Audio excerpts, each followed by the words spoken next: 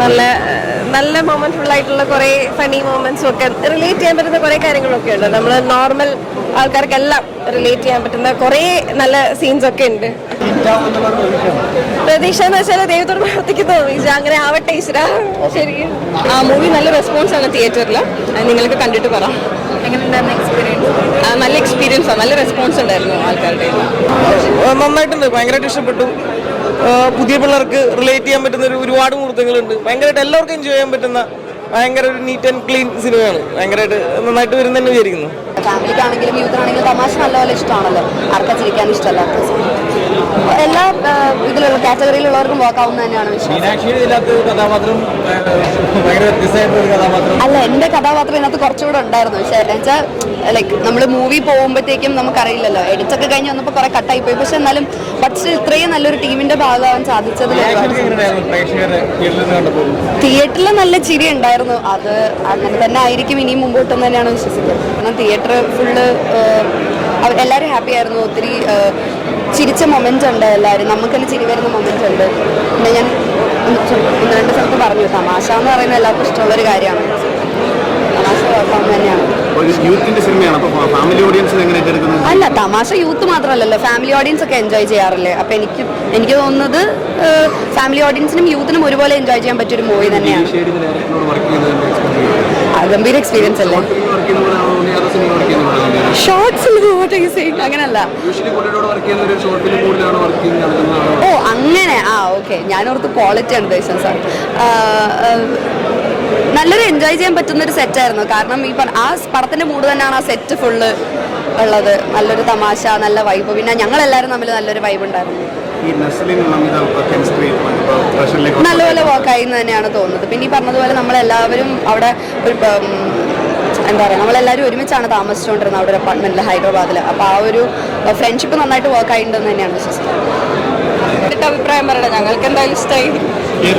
ചിരിച്ചു, ഒരുപാട് ചിരിച്ചു. ഞാൻ ഡബിന്റെ സമയത്ത് കുറച്ച് ഉണ്ടായിരുന്നു, പിന്നെ ഇപ്പോഴാണ് കാണുന്നത്. ഞാൻ എന്താ പറയാ, സാധാരണ ഒരു സിനിമ കാണുന്ന പോലെ തന്നെയാണ് കണ്ടത്. എല്ലാവരും ഇഷ്ടമായി. അങ്ങനെ ചോദിച്ചാൽ ഞങ്ങളെല്ലാവരും ഉള്ള ഞങ്ങള് ഫ്രണ്ട്സ് ആണല്ലോ, അപ്പൊ എല്ലാവരും ഒരുപോലെ ഇഷ്ടം. എക്സ്പീരിയൻസ് ആയിരുന്നു, നല്ല എക്സ്പീരിയൻസ് ആയിരുന്നു. പണം കണ്ടായിരുന്നു.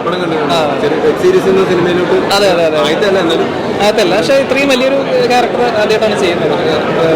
അതെന്നെ വിശ്വസിപ്പിച്ച് ഏൽപ്പിച്ച ഗിരീഷ് ഏടിക്കാണ് നന്ദി പറയാനുള്ളത്. പിന്നെ ഭാവന സ്റ്റുഡിയോസ് ആയാലും, കാരണം വലിയൊരു ക്യാരക്ടറാണ്. അപ്പോൾ ആ ക്യാരക്ടർ കറക്റ്റ് പരിപാടി ചെയ്തില്ലെങ്കിൽ നല്ല എക്സ്പീരിയൻസ് ആയിരുന്നു. ഭയങ്കര ഫ്രീഡം ഉണ്ടായിരുന്നു നമുക്ക് ചെയ്യാൻ.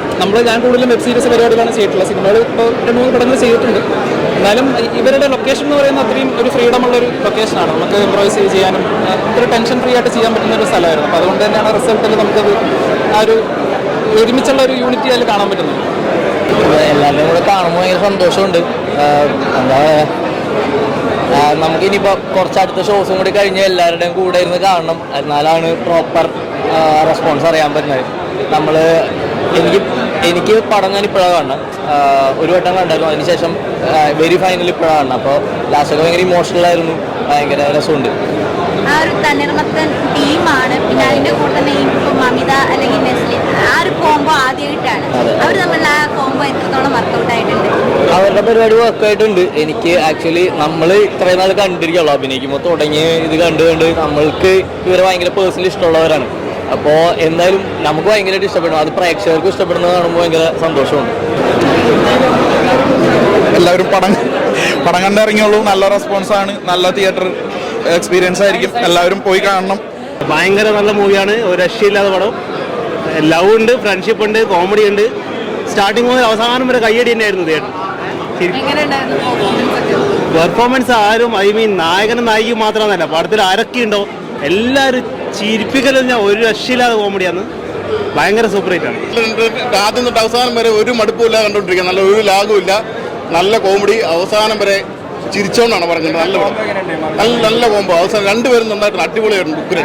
മാത്യു കുറച്ചു നേരം ഉള്ളൂ, എന്നാലും മാത്യു ചെയ്ത റോള് നന്നായിട്ടുണ്ട്. ഒരു 15 മിനിറ്റുകളിൽ മാത്യു ഇല്ല, ചെയ്തത് നന്നായിട്ടുണ്ട് മാത്യു. അടിപൊളി, ഉഗ്രൻ പടം.